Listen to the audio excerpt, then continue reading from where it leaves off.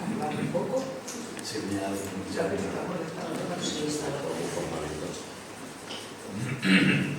Bueno, buenas tardes.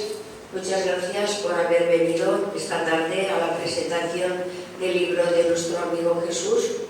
Y primeramente quería darle las gracias por haber venido a estar aquí con nosotros y presentar su trabajo, porque ya hacía mucho tiempo que nos conocíamos por internet, que si vendré, que si no vendré, y bueno, para nosotros es una alegría tenerlo aquí, porque lo íbamos siguiendo todo su trabajo, y como sabéis ya todos que lo conocéis, pero para alguien que no lo sepa, pues os explico un poquito, que ha estudiado las ciencias de la información, es periodista, es de Granada pero vive en Barcelona. Ha tenido varios premios, entre ellos Europa Humana, por el Ministerio de Cultura de Turquía el premio Tuta, la medalla al mérito agrícola por el Ministerio Agrícola francés, el premio internacional de periodismo de la ciudad de Almuñécar, y es autor de 116 libros sobre los temas de los templarios y los cátaros, mitología, y ahora mismo presenta el libro de Castillos Templarios de España, y ya seguidamente pues ya para hablar él, que lo hace mejor y sabe mucho del tema. Bueno, gracias, Jesús.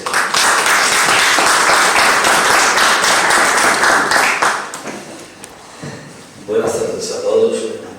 Muchísimas gracias en primer lugar por vuestra asistencia. Mi agradecimiento también a la Asociación de Templarios y de Alcalá de Xivert, representada por María Vidal, que ella tiene un apellido cátaro y no lo sabe. Sí. El apellido Vidal es cátaro, Y bueno, muy feliz de conocer esta población. Hemos pasado miles de veces por la autopista y siempre nos ha llamado la atención el campanario en forma de faro. Y cuánta historia atesora esta calle, esta casa, ¿verdad? Estamos en un pueblo totalmente templario, ya lo anuncian a la entrada, y eso es un orgullo para todos vosotros. Tenéis esa semilla de la cultura que se ve en vuestra mirada y se traspasa a través del pecho por el corazón. Entonces, hablar de templarios siempre es una motivación. A pesar de lo mucho que sabemos todos, los que estamos aquí, la mayoría de nosotros, hemos leído miles de libros, casi centenares de libros sobre los templarios, siempre surge la mecha, la chispa de que hay cosas más por descubrir. Y efectivamente, eso está ocurriendo. A mí me ha pasado en muchas ocasiones, dando una charla, por ejemplo, en Creta, un pueblo de Teruel, en el Matarrania, pues me preguntan: oiga, ¿y usted que ha escrito tanto sobre templarios, por qué no escribe un libro sobre los calatravos? Y yo cogí, digo, pues mire, este folio, y me sobra papel para escribir sobre los calatravos. Con esto ya le estoy diciendo de que no podamos nunca imaginarnos la gran diferencia que existe entre la orden del Temple y las demás órdenes. No tiene nada que ver. A medida que voy investigando me voy dando cuenta que ellos se encontraron solos, completamente solos, porque con el tiempo, la experiencia le demostró que el enemigo no lo tenían enfrente, lo tenían detrás. Mientras que en el púlpito oficial se pregonaba esa frase que se dice: haced lo que yo diga, pero no hagáis lo que yo haga, ellos estaban pregonando el carpe diem, vivir el instante, vivir el momento, María. No pensar en el día de mañana, porque no sabemos ni lo que nos va a pasar dentro de media hora. Además, en la Edad Media había epidemias, había guerras, había toda clase de problemas sociales, envidias. ¿Cómo vas a predecir lo que te va a pasar dentro de una generación o dentro de un año? No, vive el instante y no le tengas miedo al peligro de pecar, porque el peor pecado es la incultura. Entonces la Iglesia oficial sabía muy bien manejar todos los hilos. sabía muy bien que lo mejor era mantener la incultura en la gente, cobrar los impuestos y a la mujer dejarla en un segundo término, porque la mujer no tenía ningún derecho. Y esa fue otra de las cosas que hicieron que se precipitaran los acontecimientos. Por una parte, los templarios pues no pagaban los impuestos que pedían los arzobispos y los poderes eclesiásticos de turno. Por otro lado, para los templarios la mujer tenía un peso total como el hombre. Además, en las encomiendas, que hablaremos ahora de la encomienda, la mujer era la responsable máxima de la educación de los niños. Era la maestra, era la priora. Entonces, para los templarios la mujer era lo mismo que el hombre. Y en cambio, para la Iglesia oficial, la mujer no tenía ningún derecho. Era una mujer pecadora, como calificaron a María Magdalena. María Magdalena era la compañera de Jesucristo. Y para mí, una de las mayores santas que ha dado la Iglesia, ¿no? Entonces, la historia del Temple es tan amplia y tan rica que yo, sobre todo, desde hace 50 años, me ha motivado una cuestión, que es la siguiente.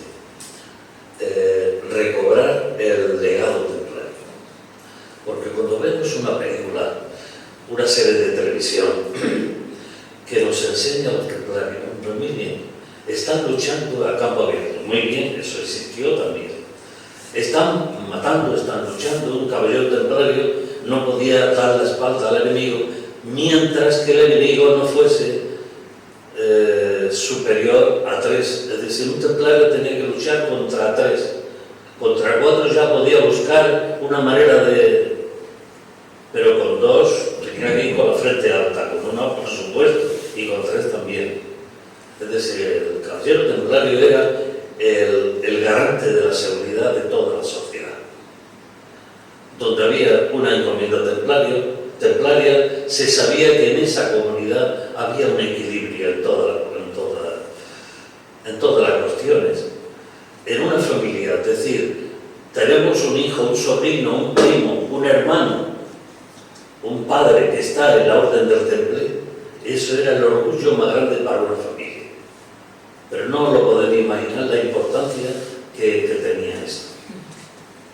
Entonces, mi preocupación de siempre ha sido recuperar el legado templario. Y ese legado se ve en todas las facciones que os podéis imaginar. En el factor de salud, sabéis que una persona en el siglo XIII podía vivir como techo pues unos 40, 45 años, ya era un poco difícil, 45 años. Pues sabéis que el caballero templario pudo llegar a vivir 70 años y era mucho más alto que el resto de la sociedad. ¿Cómo se pudo conseguir eso? Por dos circunstancias. Primero, respetando una higiene que no se llevaba a cabo en el resto de la sociedad. La higiene es fundamental. Y por otro lado, una alimentación. La alimentación basada en la dieta mediterránea.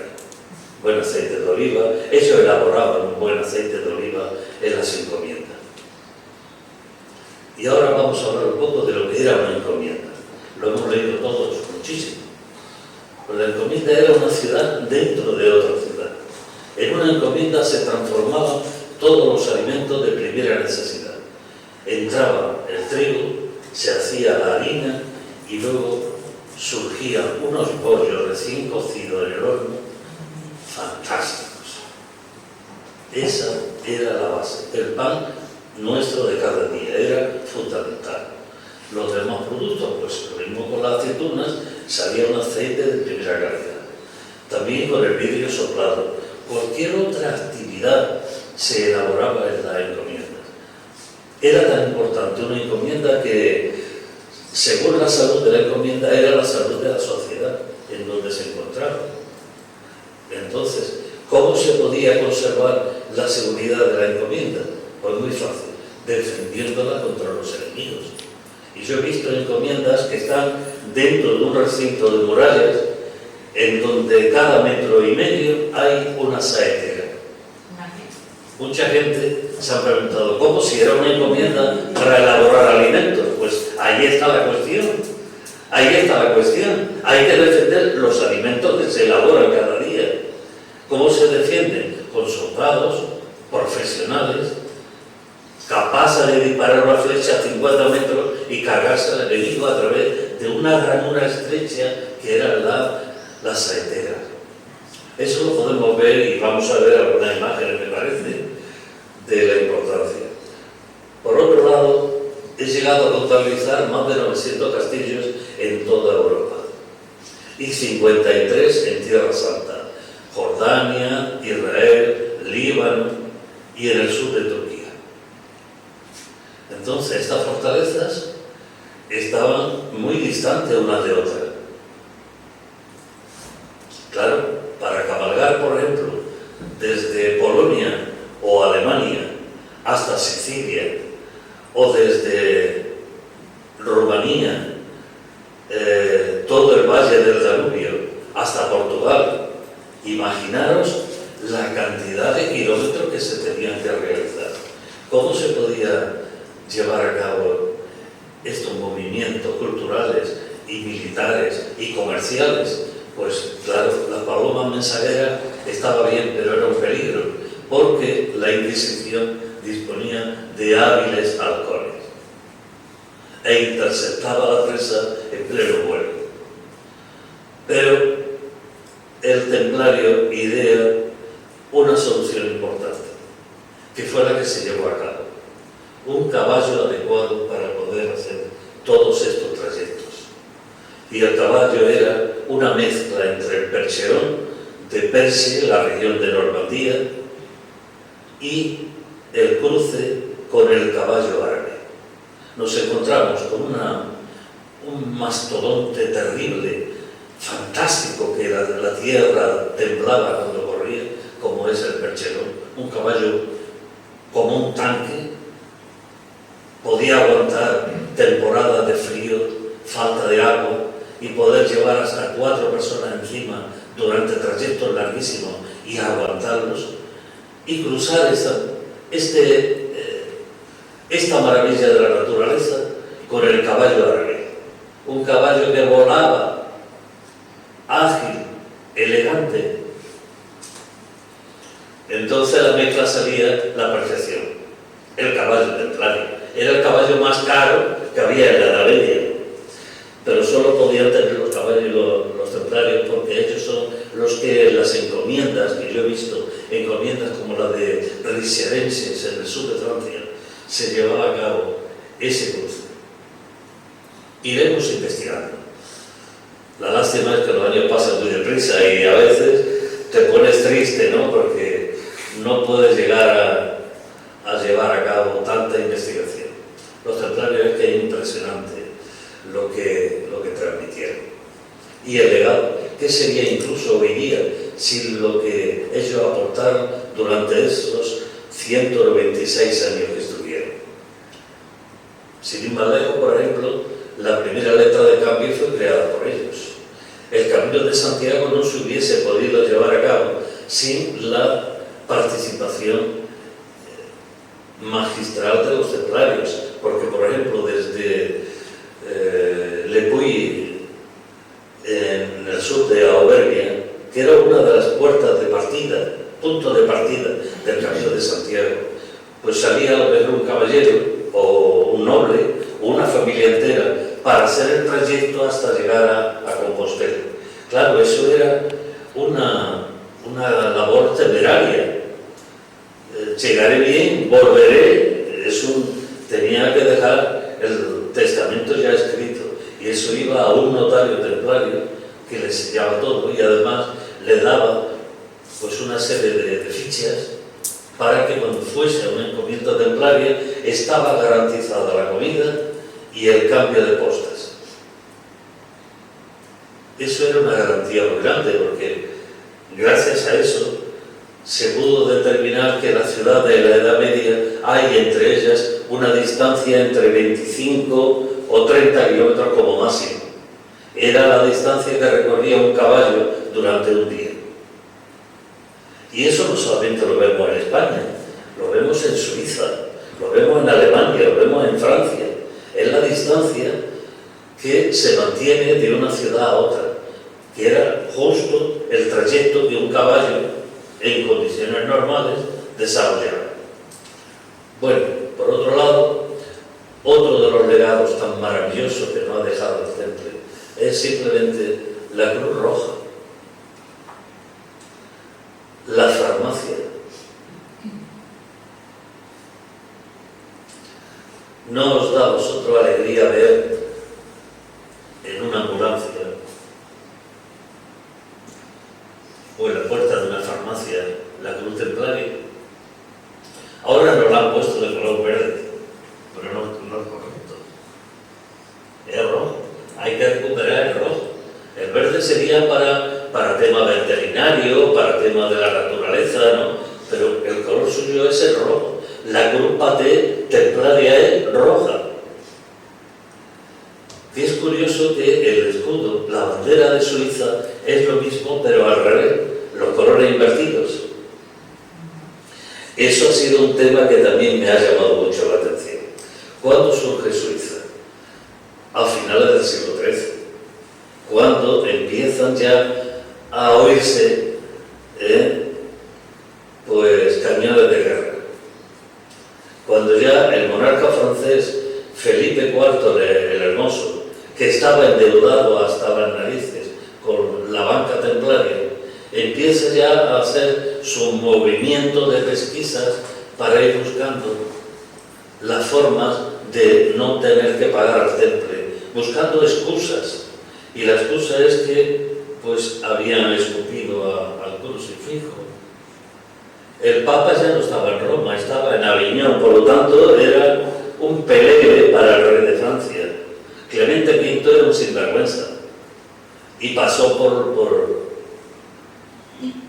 los dictámenes del monarca francés, que le vino de perilla, porque además obligó al pontífice, obligó a que si no condenaba la orden del Temple, creaba pues un cisma en el corazón de la Iglesia. Hubo un momento en que el famoso iluminado Ramón Llull, desde su mayor cantar, cogió un barco y en el año 1305 fue a Chipre, porque ya en Tierra Santa había caído. En 1291 había caído Acre. Entonces, ¿dónde estaban los ejércitos cruzados? Estaban todos en la isla de Chipre, debajo de las costas de Turquía. Y entonces allí la idea de Ramón Llull era encontrarse con los dos grandes hombres de la época, que era el gran maestre templario, Jean Bernat de Molay, y el gran maestre de la orden de los hospitalarios. Pero ¿qué pasa? Que en plena travesía es envenenado por personas suyas sobornadas por el pontífice. Porque claro, al pontífice no le interesaba que esa reunión se llevara a cabo. Los médicos templarios en plena travesía lo curan, pero lo terminan de curar en la isla de Chipre. Y entonces él ya se le quita la idea, ya está el hombre bastante mayor. Ramón Llull para mí ha sido, como se dice, el iluminado, ¿no? Una persona como Leonardo da Vinci, un personaje único, ¿no?, en la historia de la humanidad. Pero claro, si se hubiera llevado a cabo esa reunión y si se hubiese aprobado ese encuentro, posiblemente ahora sería otra iglesia. No sería la iglesia de San Pedro, no sería la iglesia de San Pedro la que ha dominado la iglesia, la cristiandad. Sería la iglesia de San Juan el Bautista. Pero tampoco le interesaba eso a los hospitalarios, que ellos eran fieles a San Juan el Evangelista. Cuando se pusieron a prueba las cosas, se persiguen a los templarios ya de una manera despiadada y cruel. ¿Qué es lo que hace la orden de los hospitalarios? Se pone a favor de la Iglesia oficial y como verdugos también persiguen a los templarios. Por dos motivos. Primero, porque ellos no querían tener el mismo final que los templarios. Y en segundo lugar, ya estaban haciendo cuentas de ese gran patrimonio que iban a heredar con manos llenas. Heredaron el patrimonio material, pero no el intelectual, María. Y ese patrimonio inmaterial es el que no me deja dormir muchas noches, ¿no?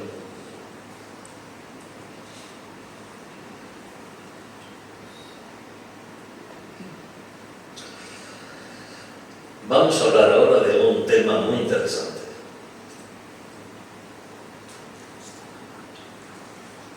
Las mismas universidades. ¿Cuándo surgen las universidades? ¿En qué época? Pues surgen también en el siglo XIII. ¡Qué curiosidad! La Escuela de los Traductores de Toledo surge un poco antes, pero también bajo la influencia de los templarios. Porque el monarca castellano, Alfonso VI, después de conquistar Toledo y hacerla la capital del reino cristiano, Toledo se convierte en la gran urbe. Y ahí es donde se concentra gran parte de la intelectualidad, que después lo hereda un descendiente de Alfonso VI, Alfonso X el Sabio. Y ya en el siglo XIII es el autor de las Cántigas de Santa María, el hombre que bendice la iglesia de Santa María la Blanca de Villarcasa de Sirga, el hombre poeta, artista, que protagoniza la conquista de gran parte de los territorios del Al-Ándalus y le entrega en bandeja de plata muchas plazas a los templarios, Aracena, Cortegana, muchísimos lugares, porque reconoce que los templarios son los más fieles, los más auténticos. Los otros siempre pedían algo a cambio. Y es más, eso lo demostraron los templarios, por ejemplo, en Jerez de los Caballeros, en Miravet, en Monzón, que en lugar de rendirse, por ejemplo los de Monzón, los de Miravet, en lugar de rendirse a la fuerza de Jaime II el Justo, defiende hasta su última gota de sangre contra los cristianos, no contra los musulmanes, ni contra los judíos, no, contra los cristianos, mandados por el Beguer de Tortosa, que manda soldados a luchar contra soldados cristianos. Y era no se podría imaginar que hay una fortaleza como Miravet, que estaba construida a lo menos por 200 caballeros, contra un ejército de más de 10.000.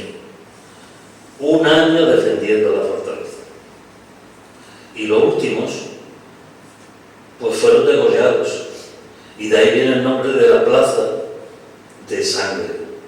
Pero de eso no hablan apenas los libros. ¿Para qué van a hablar? La torre sangrienta de Jerez de los Caballeros, ¿para qué van a hablar de ella? Es porque estaba pintado de sangre. Fueron degollados también por soldados cristianos venidos de Sevilla y tuvieron que refugiarse en el último torreón de Jerez de los Caballeros, y su cuerpo degollado, arrojado por las ventanas, por el adarve hasta el patio de armas. Y pues eso fue el triste final. 196 años de historia. Entonces, claro, yo tenía que pensar, después de haber escrito tanto sobre los templarios, teníamos que dedicarle un justo homenaje a esas fortalezas, a esos castillos, que está sirviendo de referencia para hacer muchos itinerarios que las grandes agencias de viaje lo desconocían. Incluso muchos alcaldes me están llamando y me están diciendo: es que no sabíamos que nuestro castillo era templar.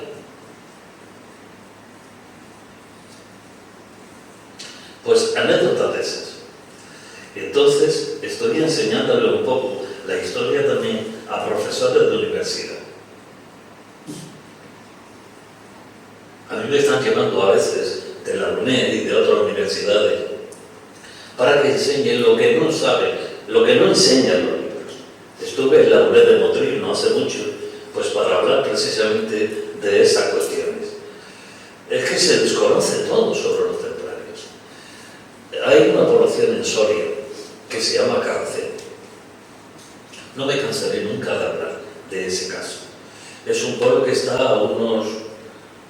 Bueno, estando en Gormaz, es un pueblo que está al lado de San Esteban de Gormaz y no queda lejos del Burgo de Osma. Gormaz está en un sitio que el río traza un arco de ballesta, el Duero.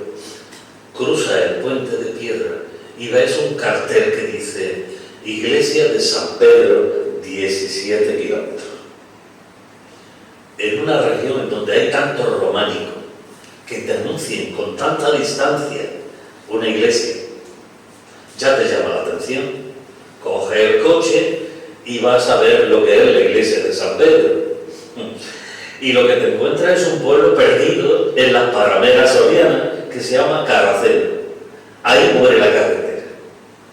Entonces llega a Caracena y primero te encuentras una picota, un rollo de justicia del siglo XVII, todavía con manchas de sangre fosilizadas en la piedra. Estamos hablando del siglo XVII, como el XVI fue uno de los momentos más virulentos de la Inquisición. Entras en el pueblo y te encuentras una cárcel del siglo XV, que está en venta porque es de una persona particular, pero conserva todavía todas las argollas y muchos instrumentos de tortura. Inquisición. Coge la cuesta que sube para arriba y que te lleva al único hostal que es de mi amigo Santiago Pacheco, que el hombre pues, es un gran experto en ovejas merinas, el número 1 de España. Allí, tarde entera, yo en esa ocasión fui con mi padre, un gran poeta. Y bueno, al lado del hostal te encuentras la casa de Villa y Tierra, que era la casa que administraba justicia en todo el sitio. Por eso es muy típico en Soria. Villas, o sea, poblaciones de Villa y Tierra. Pero al lado del hostal, a mano derecha, la iglesia de San Pedro. Una iglesia románica con un pórtico, como es típico en el románico de Soria, que resulta que en aquellos momentos, en el año 86, que yo estuve allí, estaban haciendo excavaciones de la Diputación de Valladolid y habían encontrado 2 esqueletos de cerca de 2 metros de grandes. Y lo que oí al arquitecto con el arqueólogo, tápalo, esto no se puede enseñar. Con las espadas templarias. Recuerdo el brillo del acero todavía.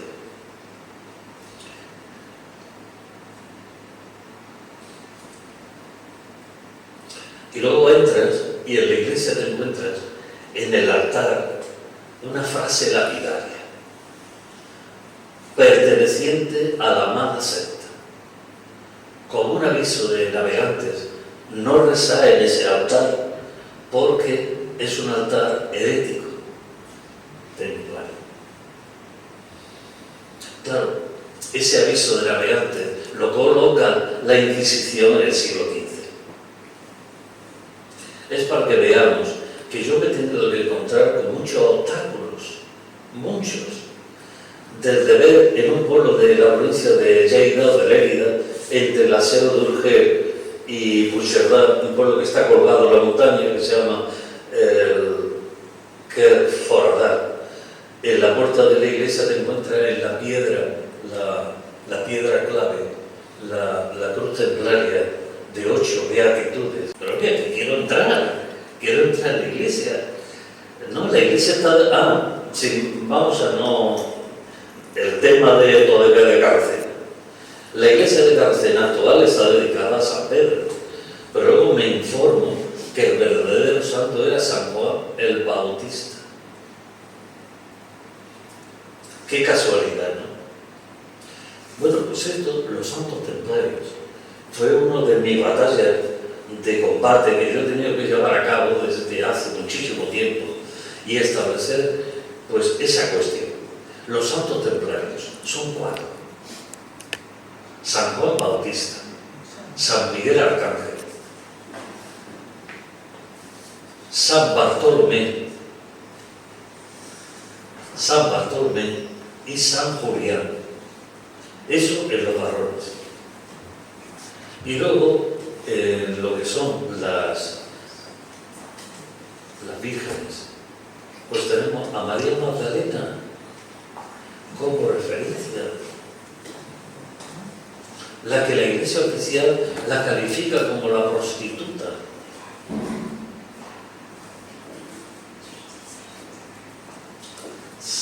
Pues no conoces.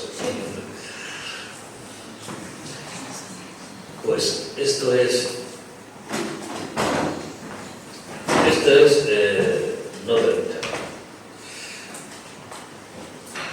Bueno, una cosa que nos ha afectado mucho a todos durante estos 2 años y medio de pandemia ha sido este problema que ha azotado a toda la humanidad: el COVID. En la Edad Media hubo otro COVID muy fuerte, que era la peste negra, que fue en el año mediados del siglo XIV.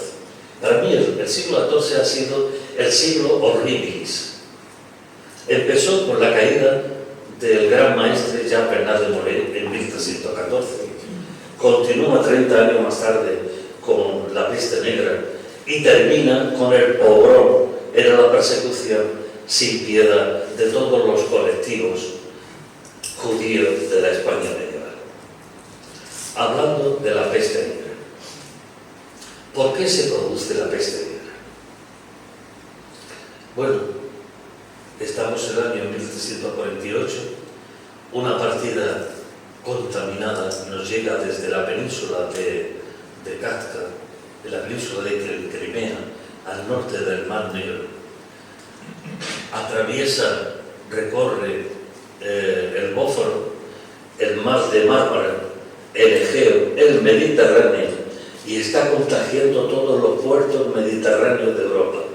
Allá por donde va anclando, va dejando la semilla de la muerte. Pero hace 30 años eso no hubiera pasado, porque hace 30 años antes estaban los templarios, y en los puertos templarios no se permitía abrir ningún producto si no había pasado la cuarentena. Claro, desaparece el templo y cualquier hacía o deshacía en el puerto a su antojo. De ahí viene la peste negra, una epidemia que se llevó al otro mundo a más del 40% de la población de Navarra, más del 40% de las Islas Británicas. En muchas ciudades, como por ejemplo Aviñón, se enterraban a más de 350 personas.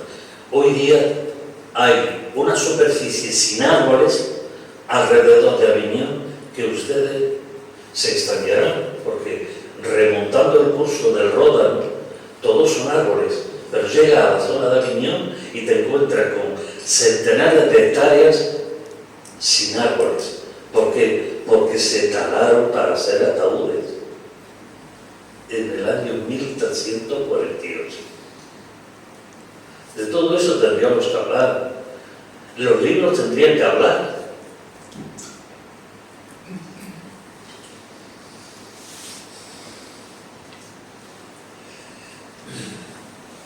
Luego, hace poco que estuve en la Catedral de Chartres, una catedral sagrada, mágica, con 9 puertas de entrada. La catedral se levantó sobre un lugar de culto druídico de los celtas. Toda la superficie debajo de la catedral ocupa una catedral subterránea de las mismas medidas que la catedral superior. Pero en esta catedral, además, hay una circunstancia. En el tramo de la nave mayor hay está grabado el laberinto. Y el laberinto tienes que recorrerlo con pies descalzos. Y es un recorrido hacia el interior de ti mismo. No es un recorrido físico, es un recorrido espiritual. Y tienes que hacerlo descalzo. Y una vez que has recorrido esos 261 metros, que son 2 y 6, 8 y 1, 9, el número sagrado de los templarios, entonces te encuentras contigo mismo. Y según cómo, puedes entrar en levitación, en ese punto. Porque ese es el punto telúrico de fuerza, de energía de la Iglesia. Es decir, que el laberinto no está ahí dibujado, que le han dicho, trázalo aquí. No. Sabía muy bien dónde se trazaba el laberinto y dónde tenía que acabar todos esos pasillos internos para llegar al centro. Y una vez que llegas al centro, no te va a comunicar nada más que contigo mismo. Y luego, orientándote a los 4 puntos cardinales, haces los rezos que tú quieras hacer, a Jesucristo, a Buda, a lo que tú quieras, pero estar ahí en un punto de energía, porque lo importante, lo sagrado, no es el templo, es la tierra sobre la que se levanta el templo. Acordaros de esto, que es muy importante. Bueno, yo no quisiera ponerme muy pesado, vamos a ver algunas imágenes. Vicente, adelante. Apagamos las luces y siente porque hay que coger un puntero. ¿Tienes aquí?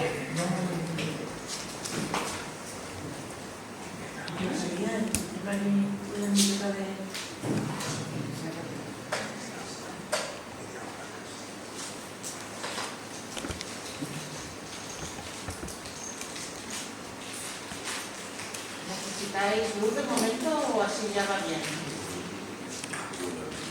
Se está buscando el puntero. Vamos. ¿Dónde me puedo yo poner para no taparos? Y que yo pueda ver, me voy a poner. Sí. Tú aquí estás. Esto lo veo. ¿Lo ves bien? Sí.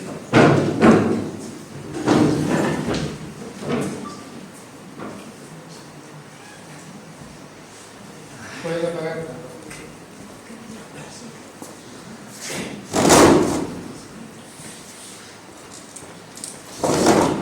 Bueno. Ah, pero aquí no tengo altavoz. Da igual. Tengo este, ¿vale? Este. Sí. ¿Sí? Sí. Vale. No te tapo. Bueno, es un dato muy curioso. ¿Cómo surge la orden del templo? Surge porque los musulmanes conquistan Tierra Santa, los santos lugares, y se produce un terremoto en el mundo occidental. La Iglesia empieza a ponerse nerviosa porque, claro, los santos lugares son los sitios más sagrados. Había que recuperarlos. El pontífice Urbano II empieza ya a predicar una cruzada en la ciudad de Clermont-Ferrand, en Auvernia, en Francia. Pero por otra parte, hay un fenómeno. ¿Te tapo? No. Por otra parte, hay un fenómeno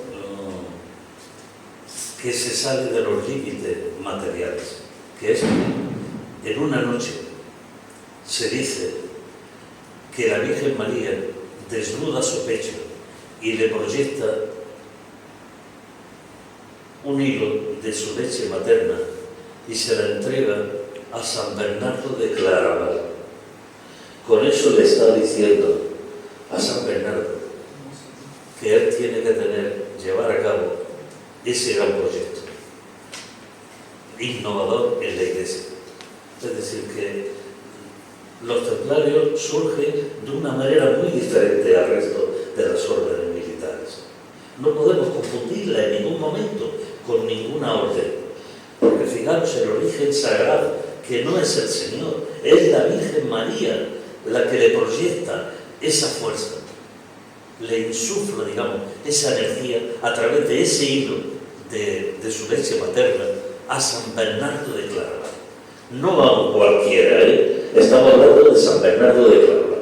Para mí, una de las mentes más lúcidas que ha dado el mundo. Y aquí tenemos, lo que pasa es que no se distingue muy bien.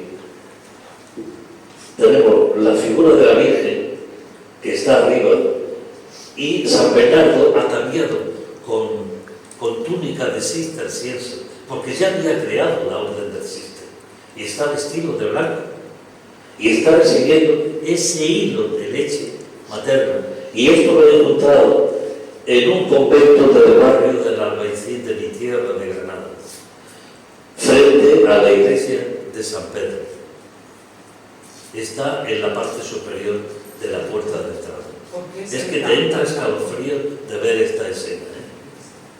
¿Por qué se ve tan blanco? ¿No? ¿Será el ordenador o algo que...? No. Aquí lo veo muy amarillenta. ¿No puedes ponerla un poco más? No se puede mejorar. No se puede mejorar. ¿No se puede mejorar? ¿No? Bueno, la siguiente imagen es todavía más esclarecedora. Aquí tenemos en una iglesia del Matarraña, Torre de Arcas, en la iglesia de San Bernardo de Claraval, como San Bernardo, vestido de blanco, le entrega los estatutos a Hugues de Payns, quien fue el primer gran maestre del templo, porque los caballeros templarios eran todos franceses, nobles, y ninguno pertenecía a la iglesia. Fijaros lo que os estoy diciendo. No había ningún vínculo con la iglesia. Todos eran señores de estudio, de carrera, de profesión, que no eran pelagatos, que eran gente con una base tremenda. Y ahí le está entregando los estatutos. Pero claro, estas pinturas no son medievales. ¿Qué pasó? Que la iglesia original de Torre de Arcas, que era templaria,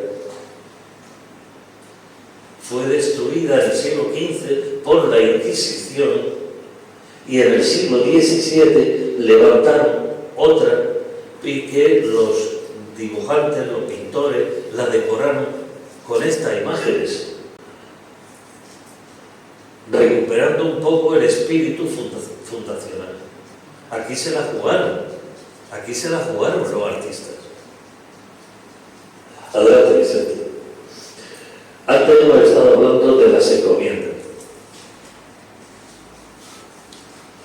Esta es la fachada sur, la fachada sur de la famosa encomienda de Purrés, un pueblo de Barcelona, a mitad de camino entre Manresa y Berga. En esta encomienda se elaboraban cada día todos los alimentos necesarios.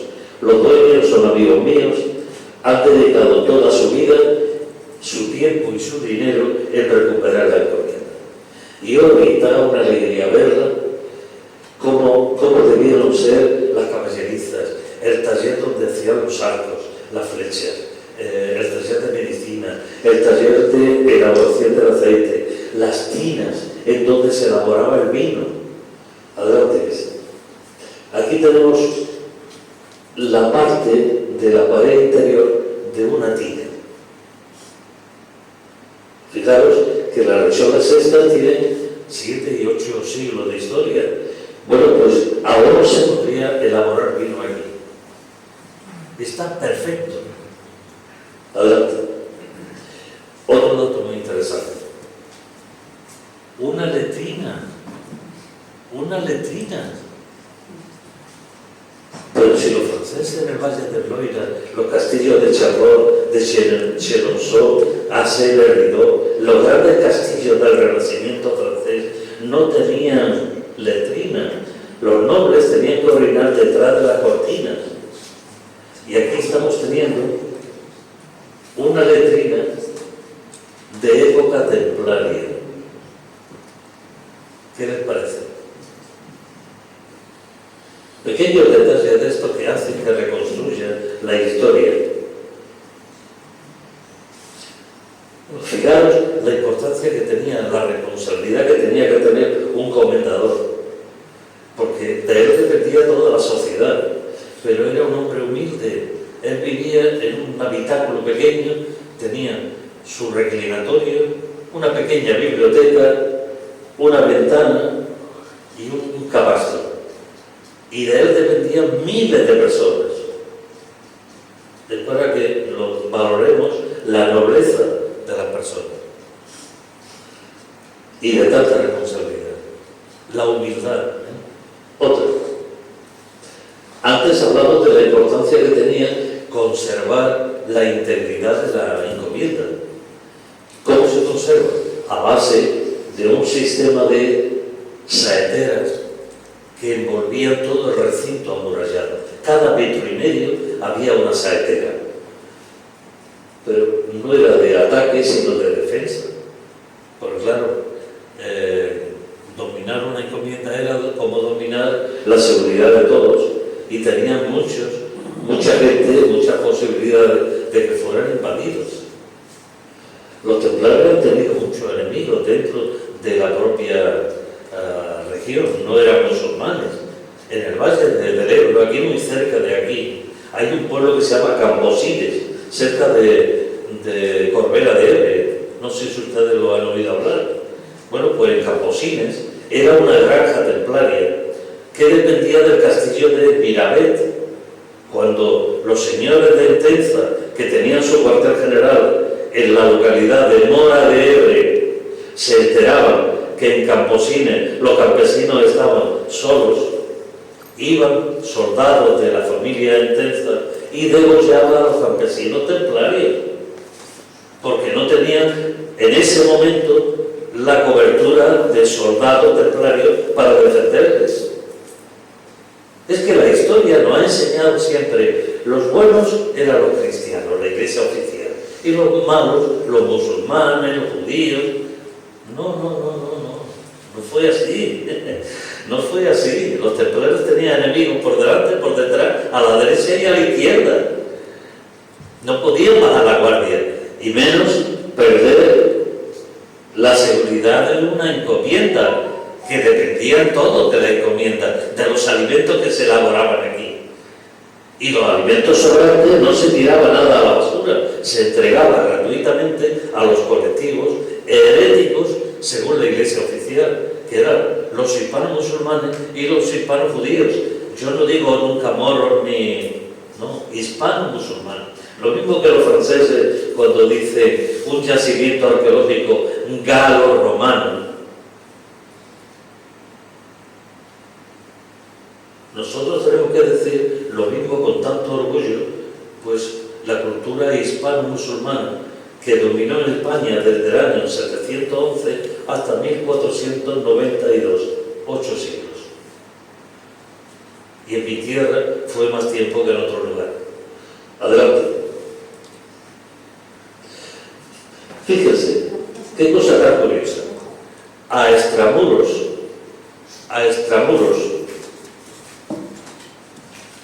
de la encomienda de Purrés nos encontramos con esta capillita, pero está a extramuros, no está dentro, no está protegida por los muros del recinto fortificado. ¿Por qué no está protegida? Porque para ellos la iglesia era una cosa secundaria. A la iglesia iba el que deseaba ir pues una vez a la semana, pero lo más importante era la cuestión nutritiva. Entonces la iglesia, además la iglesia estaba dedicada a San Julián, pero luego me la transforman y se la dedican a la Virgen del Rosario en el siglo XVI. Ya hemos hablado antes de cuáles eran los santos templarios, ¿verdad? San Miguel Arcángel, San Juan Bautista, San Bartolomé y San Julián. Pero en el siglo XVI decapitan a San Julián y le ponen el altar a la Virgen del Rosario. A mí no me parece mal tampoco, pero qué manera de cambiar la historia, ¿no? Adelante, Vicente. Bueno, pues hay muchísimos hornos de elaboración de pan que eran templarios y todavía siguen, pueden ser seguir en uso. Este pertenecía a la encomienda, esta de Purrés, que yo tendría que dar una conferencia aquí el día 2 de julio. ¿sabéis dónde me han pedido que dé la charla? En la iglesia románica.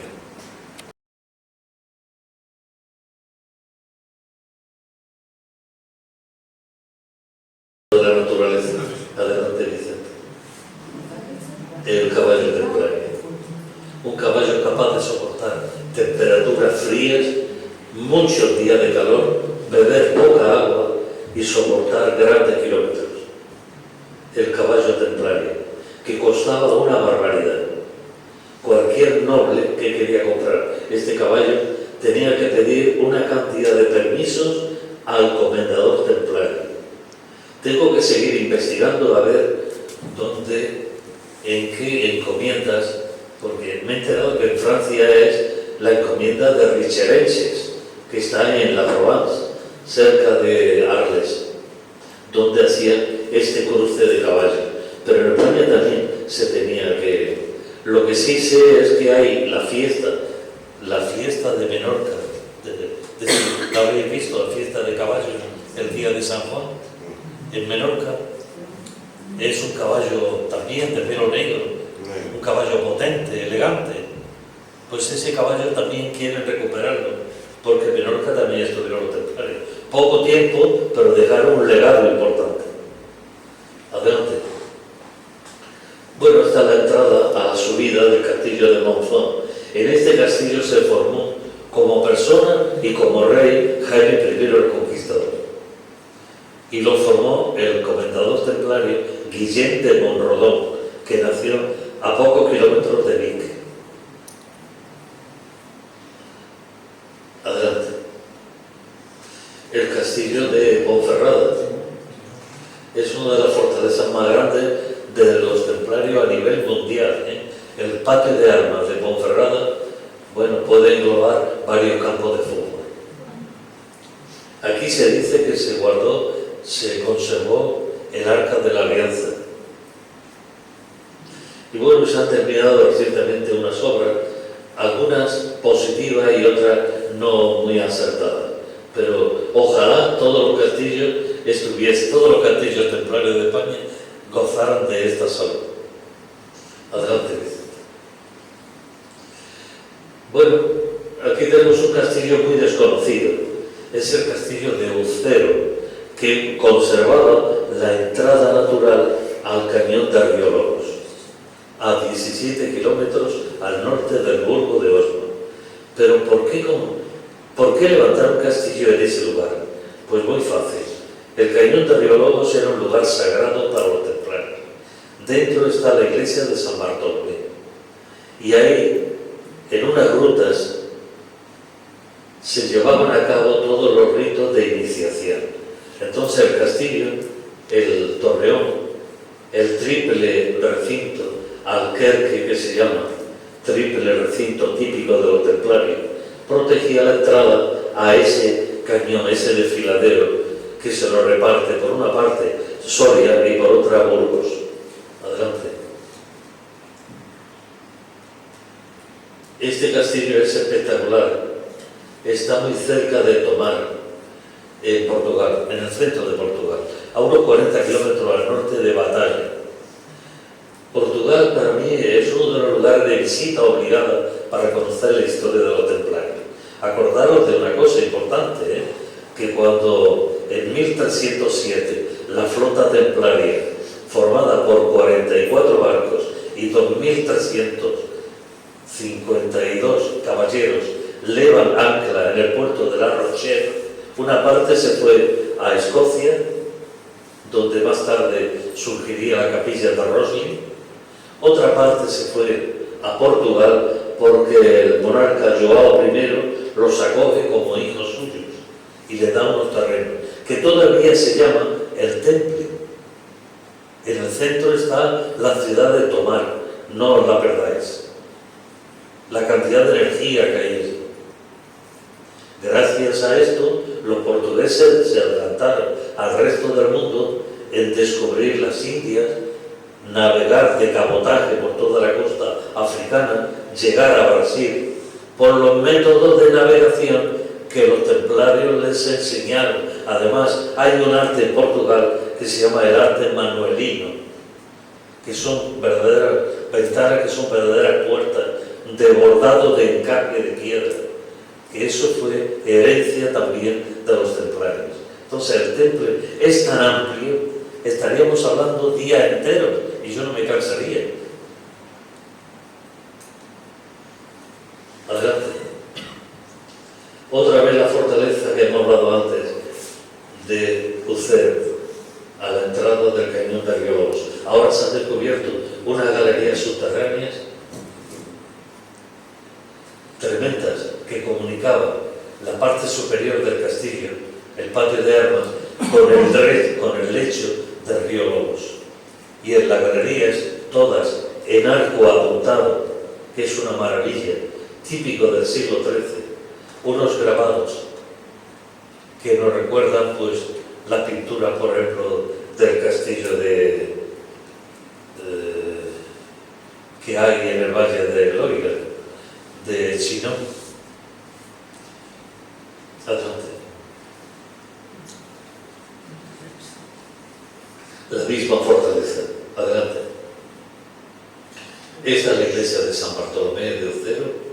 Aquellas son las grutas naturales en donde los templarios, los magos del temple, se reunían para hacer sus ceremonias.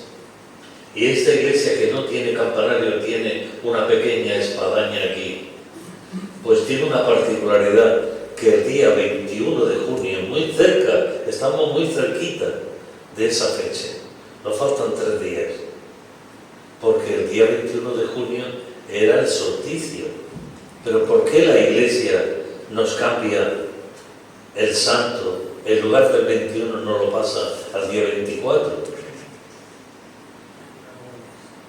¿Y por qué en diciembre el solsticio de invierno, que era el 21 de diciembre, nos pasa el santo de San Juan Evangelista al día 27 de diciembre? Todo esto lo hizo para despistar a los fieles. Adelante. Bueno, en la Baja Extremadura hay una población que se llama Fregenal de la Sierra. No es tan famosa como Jerez de los Caballeros, pero aquí tenían también una encomienda muy potente, y entre las dos garantizaban la seguridad de todos los pueblos de la Baja Extremadura, del sur de Badajoz. Esta fortaleza es inmensa por dentro. Fijaos si era grande, que después, dentro de la propia superficie del patio de armas, te hace un mercado de abastos, una plaza de toros, y aún hay espacio para hacer una escuela, y de lo grande que era. Esto es digno de ver. Pero adelante, dentro del municipio de Jerez de los Caballeros hay un lugar sagrado de visita obligada, San Miguel de los Fresnos. Una iglesia levantada sobre una laguna subterránea. La iglesia está amenazando ruina, pero por mucho que hable con las autoridades municipales, ya sea el partido de un color o sea de otro, no hay manera humana de que restauren esto. Pero fijaros que esta iglesia tiene los arcos torales interiores, es una iglesia que es una bombonera, con una energía tremenda y además levantada sobre un lago subterráneo, una pequeña laguna. Adelante, Vicente. La misma iglesia, con la puerta de entrada, que lo único que han puesto es una reja para que no entren los gatos, a lo menos, o las ratas. La rata igual entra. La rata entra, sí. Pero son peores las ratas de 2 patas que las de 4. Adelante. Otra imagen, un atardecer del castillo de Ponferrada. ¿Esto te es familiar, primo? Hombre. ¿Te imaginas estar ahora allí, pero 800 años antes, con un arco y con flecha, y con el escudo, sabiendo la responsabilidad que tenía? Tú como militar tenías que conservar todo el colectivo que tenías dentro del castillo, cerca la encomienda que te abastecía de alimentos. En otro lugar estaba el punto de conocimiento de los magos. Toda una sociedad, es decir, un colectivo que era una armonía verdaderamente ejemplar. Adelante. Esto es un pequeño trayecto del Camino de Santiago, cerca de Castrillo de los Porbazares.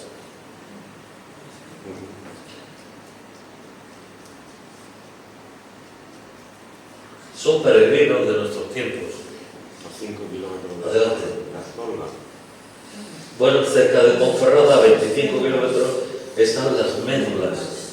De aquí los romanos, bueno, no los romanos, los pobres celtas que cogían presos en Asturias, en Cantabria, en Galicia, estuvieron trabajando aquí de sol a sol, extrayendo las pepitas de oro, porque el sistema que tenían de extraerlo era la runa montium, es decir, inyectar agua a gran presión, y la montaña, que no era de piedra, sino más bien arenisca, se desmorona y deja a flor de piel el oro.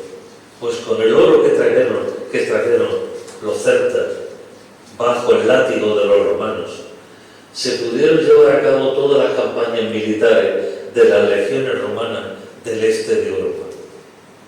Vosotros habéis visto la película Gladiator, Sí. todas esas maniobras militares que se llevaban a cabo cerca de la ciudad de Viena,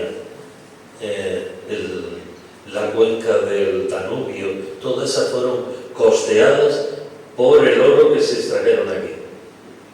Luego ya en la Edad Media ya no quedaba tanto, pero también los templarios estuvieron trabajando, pero no poniendo a nadie de esclavo, trabajando ellos, los servidores. Adelante.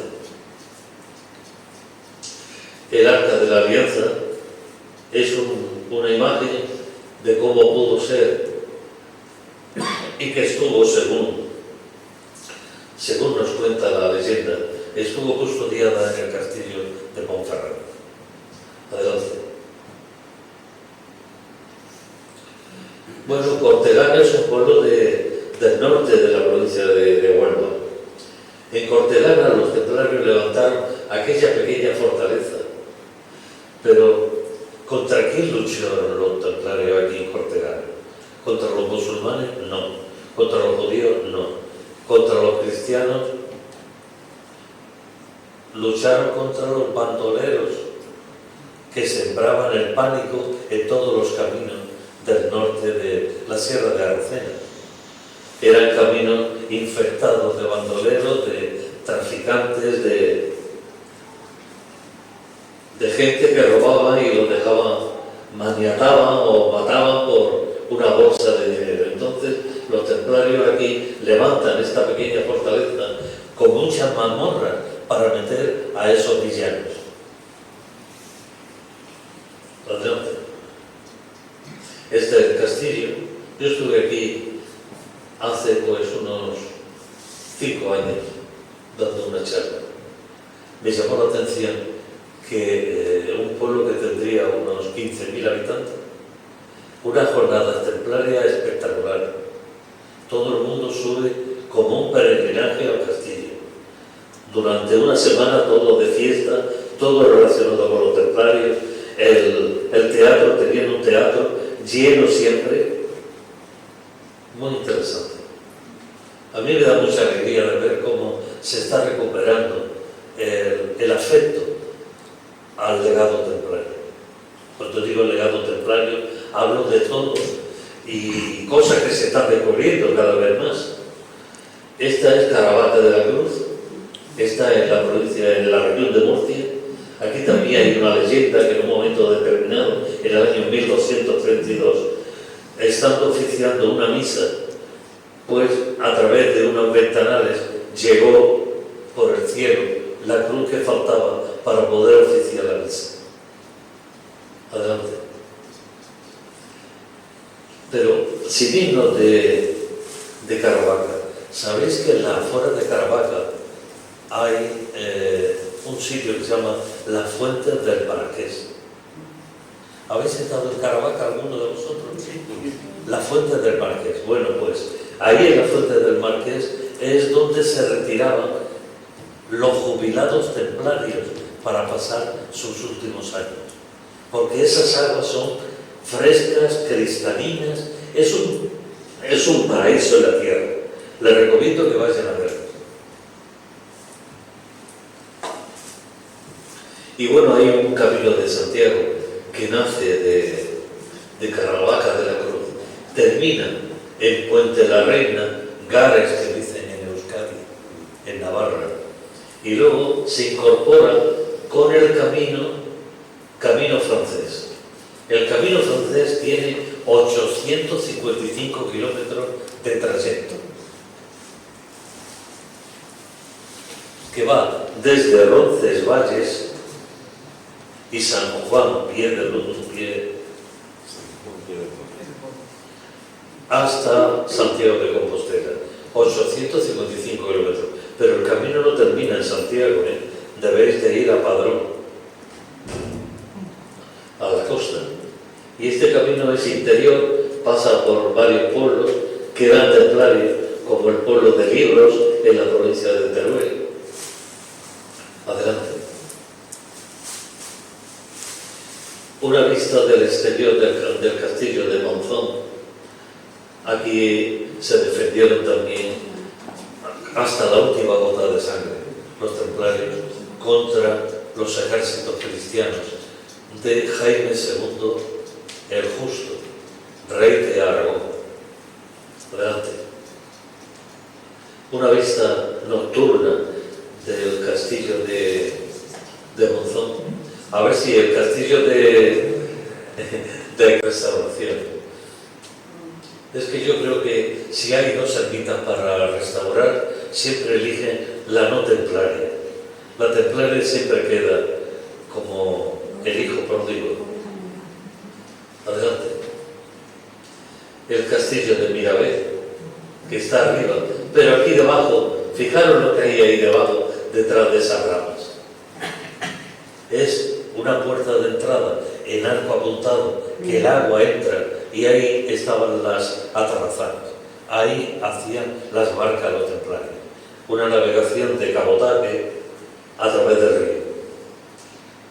Adelante. ¿Lo veis ahí? Esa es la puerta de entrada. Y por aquí hay abajo galerías que suben hasta el castillo. El río Ebro traza un arco ahí, un meandro grande. Y desde aquí lo vemos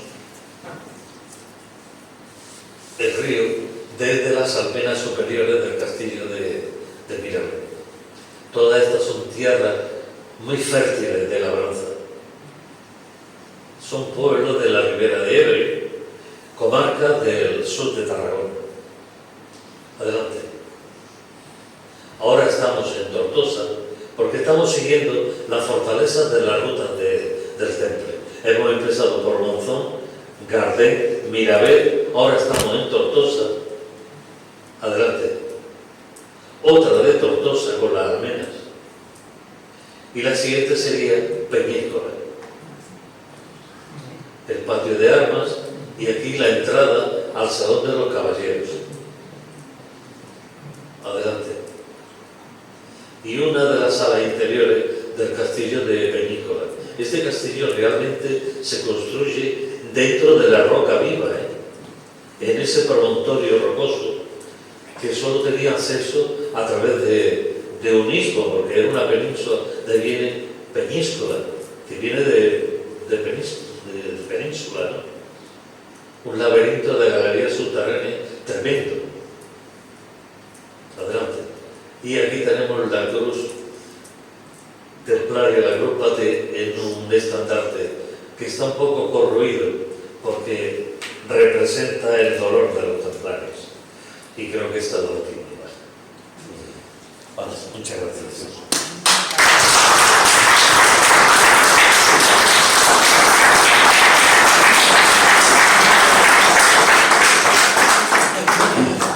Bueno, ¿hay alguna pregunta?